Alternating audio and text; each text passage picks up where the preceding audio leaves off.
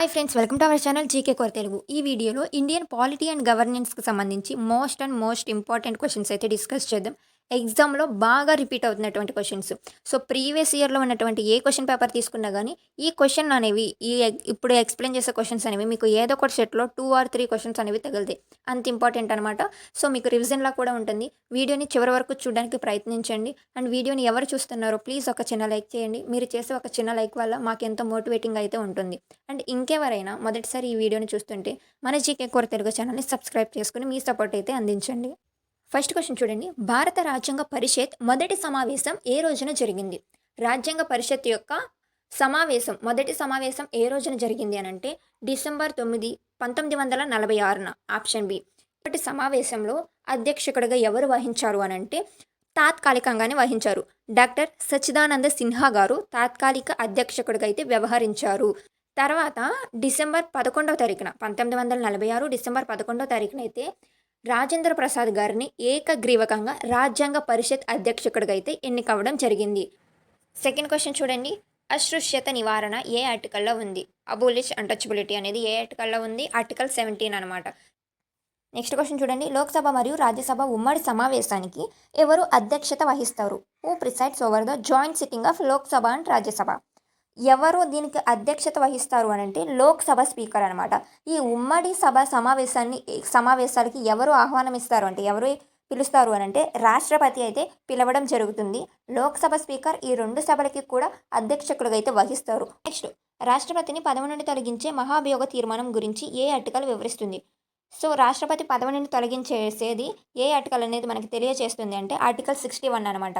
ముఖ్యంగా ఈ క్వశ్చన్ అనేది ప్రీవియస్ ఇయర్ లాస్ట్ ఇయర్ పేపర్లో కూడా అడిగాడు బాగా.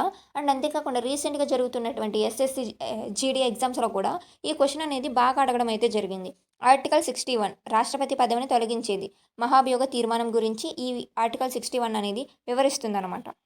73వ రాజ్యాంగ సవరణ చట్టం ఏ సంవత్సరం అమల్లోకి వచ్చింది? ఈ 73వ రాజ్యాంగ సవరణ చట్టం ద్వారా ఏం జరిగిందంటే పంచాయతీ రాజ్ వ్యవస్థ. ఈ పంచాయతీ రాజ్ వ్యవస్థ అనేది రాజ్యాంగబద్ధ హోదా అనేది అయితే లభించిందనమాట. ఏ సంవత్సరం? 1993. ఇది గుర్తుపెట్టుకోండి. పంచాయతీ రాజ్కి అధికార హోదా లభించింది 1993లో. బట్ దీన్ని పార్లమెంట్ 1992లోనే ఆమోదించింది. నెక్స్ట్, భారత రాజ్యాంగ ప్రవేశికను ఏ రాజ్యాంగం నుండి గ్రహించారు? సో ఆన్సర్ వచ్చేసి అమెరికా అనమాట. అమెరికా నుండి అయితే మనం తీసుకున్నాం. మన మొదటి స్టార్టింగ్ వర్డ్ ఉంటుంది కదా, we the people of India అని. అలాంటి పదాలన్నీ అమెరికా నుండి. ప్రియాంబుల్ పెట్టాలన్న అంశాన్ని అమెరికా నుండి తీసుకున్నాం. దీంట్లో ఉపయోగించినటువంటి మన ప్రియాంబుల్ పీఠిక ఏం చెప్తుంది? భారత ప్రజలమైన మేము. అండ్ అంతేకాకుండా పీఠికలో మనకి స్వేచ్ఛ, సమానత్వం, సౌభ్రాతృత్వం అనే భావనలు అనేవి కూడా ఉంటాయి కదా. వాటిని అయితే ఫ్రాన్స్ నుండి తీసుకోవడం అయితే జరిగిందనమాట. దీనికంటూ ఒక పీఠికకి సంబంధించి ఒక భావ ఆలోచన అంటే రైటింగ్ శైలి దీని యొక్క నిర్మాణం పీఠికని ఎలా రాయాలన్న దాన్ని ఎక్కడి నుండి తీసుకున్నారంటే ఆస్ట్రేలియా నుండి అయితే తీసుకున్నారనమాట. ఇవి మొత్తం పీఠికకి సంబంధించి. ముఖ్యంగా ఎక్కడి నుండి తీసుకున్నారంటే అమెరికా. దీంట్లో ఉపయోగించినటువంటి వర్డ్స్ గురించి కూడా డిస్కస్. నెక్స్ట్, లోక్సభలో బడ్జెట్ను ప్రవేశపెట్టడానికి ముందు ఎవరి ముందస్తు అనుమతి తప్పనిసరి? బడ్జెట్ను లోక్సభలో చెప్పే ముందు ఎవరి అనుమతి కావాలి అని అంటే రాష్ట్రపతి అనుమతి అనేది అయితే కావాలన్నమాట. నెక్స్ట్, భారత రాజ్యాంగంలోని ఏ షెడ్యూల్ అధికారిక భాషల గురించి వివరిస్తుంది? అఫీషియల్ లాంగ్వేజెస్ గురించి ఏ షెడ్యూల్ మనకి చెప్తుందంటే 8వ షెడ్యూల్ అనమాట. మామూలుగా మనకి ఎన్ని షెడ్యూల్స్ ఉన్నాయి? ప్రస్తుతానికి 12 షెడ్యూల్స్ అయితే ఉన్నాయి. స్టార్టింగ్ 8 ఉండే కానీ ఇప్పుడు 12 షెడ్యూల్ అయితే చేర్చడం జరిగింది కదా. వీటన్నిటిని కూడా చాలా సింపుల్గా టియర్స్ ఆఫ్ వరల్డ్ పిఎం అని మీరు గుర్తుపెట్టుకోవచ్చు. దీనికి సంబంధించి ఆల్రెడీ మన ఛానల్లో వీడియో అనేది చేయడం జరిగింది. సమాచార హక్కు చట్టం ఆర్టీఐ యాక్ట్ ఏ సంవత్సరంలో అమల్లోకి వచ్చింది అని అంటే 2005 అనమాట.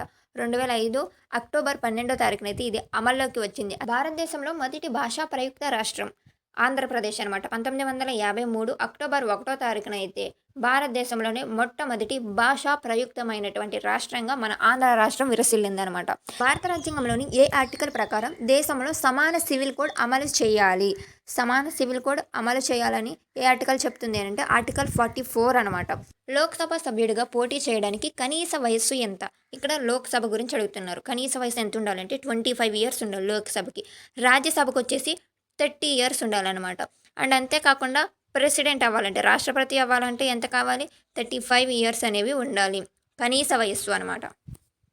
ఒక బిల్ మనీ బిల్లా కాదా అని నిర్ణయించే అధికారం ఎవరికి ఉంటుంది? ఆన్సర్ లోక్‌సభ స్పీకర్‌కి అయితే ఉంటుంది. లోక్‌సభలో మనీ బిల్లుని ప్రవేశపెట్టాక అది మనీ బిల్లా కాదని ఎవరికైనా సందేహం కలిగితే అది మనీ బిల్ అవును లేదా కాదు అని నిర్ణయించే అధికారం లోక్‌సభ స్పీకర్‌కి అయితే ఉంటుంది. లోక్‌సభ స్పీకర్ ఇచ్చినటువంటి నిర్ణయమే తుది నిర్ణయం. దాన్ని రాష్ట్రపతి కూడా మార్చలేరు. అండ్ కోర్టుల్లో గాని, ఏ న్యాయ సభల్లో గాని లేదా శాసనసభలో గాని దీని గురించి ప్రస్తావించకూడదు. అని రాష్ట్రపతి పాలన ఏ ఆర్టికల్ ద్వారా విధించబడుతుంది? సో, ఇక్కడ ఎమర్జెన్సీ ప్రొవిజన్స్ మీద క్వెషన్ అడిగాడు. మనకేంటి 352 నుండి 360 వరకు కూడా ఎమర్జెన్సీ ప్రొవిజన్స్ ఉంటాయి. 352 ఏం చెప్తుంది? నేషనల్ ఎమర్జెన్సీ ఏమైనా యుద్ధ వాతావరణం గాని వాటిల్లినా, ఎటువంటి సైన్యానికి సంబంధించి, రక్షణ విభాగానికి సంబంధించి అటువంటి ఆటిలన్నిటిని కూడా ఆర్టికల్ 352 ప్రకారం రాష్ట్రపతి అనేవాళ్ళు అమలు చేస్తారు. ఇప్పటికి మన స్వతంత్ర భారతదేశంలో దీన్ని 3 సార్లు అమలు చేయడం జరిగింది. ఒకటొచ్చేసి 1902లో ఒకసారి చేశారు. మనకి చైనాకి వారు. అండ్ అంతేకాకుండా 1971లో ఇంకోసారి చేశారు. మనకి పాకిస్తాన్‌కి వారు. అండ్ అంతేకాకుండా 1975లో ఒకసారి చేశారనమాట. 356 ప్రకారం రాష్ట్రంలో రాజ్యాంగ యంత్రాంగం విఫలమైతే ఈ 356 ప్రకారం ఆ రాష్ట్రపతి పాలన విధించబడుతుంది పలానా రాష్ట్రానికి. సో, ఆన్సర్ ఇక్కడ బి. ఇంకో ఆర్టికల్ 360 అనమాట. ఇదేంటంటే ఫైనాన్షియల్ ఎమర్జెన్సీ. ఇప్పటి వరకు మనం ఒక్కసారి కూడా దీన్ని యూజ్ చేయలేదు. స్వతంత్ర భారతదేశపు మొదటి ప్రధాన ఎన్నికల కమిషన్ ఎవరు? చీఫ్ ఎలక్షన్ కమిషనర్ ఎవరు అనంటే మనకి మొట్టమొదటిసారి స్వతంత్ర భారతదేశం మొట్టమొదటి సుకుమార్ సేన్ గారనమాట. ఈయన 1950 నుండి 58 వరకు కూడా ఎన్నికల కమిషనర్‌గా భారతదేశంలో పనిచేశారనమాట. మొట్టమొదటిసారి మనకి ఎన్నికలు ఎప్పుడు జరిగినాయి? 1951, 52లో జరిగినాయి కదా! అప్పటి మొట్టమొదటి ఎన్నికల్ని విజయవంతంగా, చాలా సమర్థవంతంగా కొనసాగించినటువంటి వ్యక్తి అనమాట. అంతేకాకుండా రెండోసారి జరిగినటువంటి ఎన్నికలకు కూడా ఈయనే చీఫ్ కమిషనర్‌గా అయితే ఈయన తన విధిని నిర్వర్తించారు. భారత రాజ్యాంగ నిర్మాతని ఎవరిని పిలుస్తారు అనంటే అంబేద్కర్ గారిని పిలుస్తారు. రాజేంద్ర ప్రసాద్ గారు ఈ రాజ్యాంగ పరిషత్‌కు అధ్యక్షుడిగా అయితే ఉన్నారు. వరకు నెహ్రూ గారేంటో లక్ష్యాల తీర్మానాన్ని దీంట్లో అయితే ప్రవేశపెట్టడం జరిగారు. అంటే ఒక మార్గనిర్దేశకం అనేది చేశారనమాట రాజ్యాంగానికి. భారత రాజ్యాంగం ఎప్పుడు అమల్లోకి వచ్చింది? అమల్లోకి ఎప్పుడొచ్చింది? 1950 జనవరి 26 నుండి అమల్లోకి వచ్చింది. ఎప్పుడు దీన్ని ఆమోదించారు? నవంబర్ 26, 1949లో దీన్ని ఆమోదించారు. 50లో ఇది అమల్లోకి వచ్చిందనమాట. భారత రాజ్యాంగంలో ప్రాథమిక హక్కులు ఏ భాగంలో ఉన్నాయి? పార్ట్ 3. పార్ట్ 3లో 12 నుండి 35 వరకు ఉన్నటువంటి ఆర్టికల్స్ అన్నీ కూడా ఈ ఫండమెంటల్ రైట్స్ గురించి మనకి తెలియజేస్తాయి. ఈ ఆర్టికల్స్ అన్నీ కూడా మీకు చాలా ఇంపార్టెంట్. 12 నుండి 35 వరకు కూడా గుర్తుపెట్టుకోండి. ముఖ్యంగా 17 ఒకటి, 19 ఒకటి, 20, 21, తర్వాత 25 అండ్ తర్వాత 29 ఈ ఆర్టికల్స్ గురించి ఎక్కువ క్వెషన్స్ అనేవి రావడానికి ఛాన్స్ ఉంటుంది.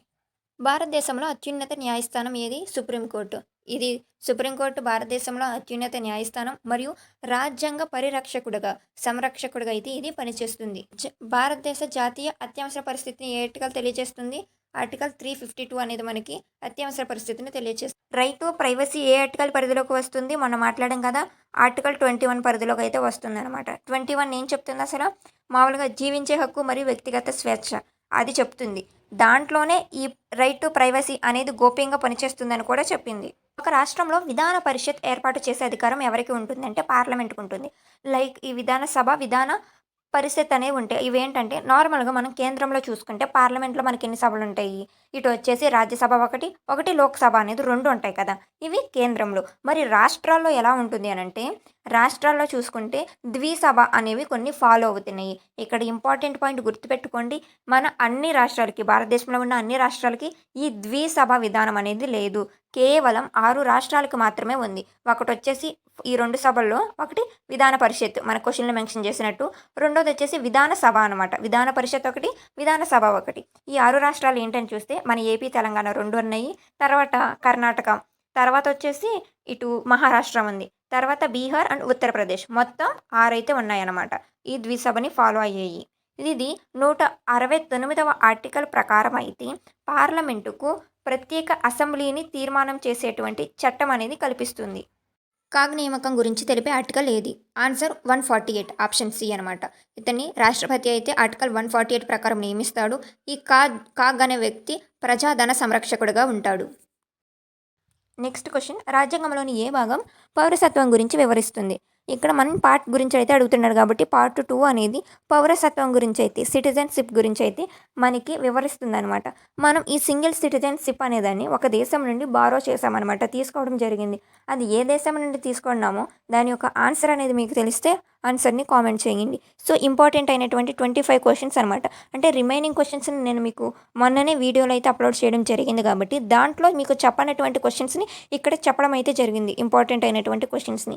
అండ్ ఆర్టికల్స్ వచ్చేసేపటికి ముఖ్యంగా ఫండమెంటల్ డ్యూటీస్, ఫండమెంటల్ రైట్స్, ఇక్కడ రాష్ట్రపతికి సంబంధించి అండ్ ఎమర్జెన్సీ ప్రొవిజనల్కి సంబంధించి, తరువాత సుప్రీంకోర్టులను, హైకోర్టుల యొక్క న్యాయమూర్తులను రాష్ట్రపతి ఏ ఆర్టికల్ ద్వారా ఎన్నుకుంటారు, ఈ యొక్క ఆర్టికల్స్ని ముఖ్యంగా వీటిని గుర్తుపెట్టుకోవడానికి ట్రై చేయండి. మరి ముఖ్యంగా రీసెంట్గా జరిగినటువంటి అమెండ్మెంట్స్ను కొన్ని 4-5 కేసెస్ అనేవి ఉన్నాయన్నమాట. లైక్ పుట్టపర్తి దాని ద్వారా కదా గోప్యత ఆర్టికల్ అనేది చేర్చారు, లేదా కేశవానంద కేసు, మేనకా గాంధీ కేసు, ఇలా కొన్ని కేసెస్ అనేవి ఉన్నాయి, 4-5 కేసెస్ అనేవి అనమాట. అవి కూడా చారిత్రాత్మక మార్పునైతే తీసుకొచ్చినాయి భారత రాజ్యాంగ తీర్పులో. ఎంతమంది వాటికి తీర్పు చెప్పారు అవి ఆల్రెడీ మనం ఇంతకుముందు వీడియోలో అయితే డిస్కస్ చేసాం. వాటిని కూడా ఒక్కసారి అయితే మీరు రివైజ్ చేసుకోవడానికి ట్రై చేయండి. ఈ విధంగా చేసినట్లయితే మీరు ఈ పాలిటీ సెక్షన్కి సంబంధించి ఇచ్చినటువంటి ఒక 4-5 క్వశ్చన్స్ ఇచ్చినా కానీ 4 క్వశ్చన్ వరకు అప్లై కరెక్ట్గా ఆన్సర్ చేయడానికి ఛాన్స్ అనేది అయితే ఉంటుందన్నమాట.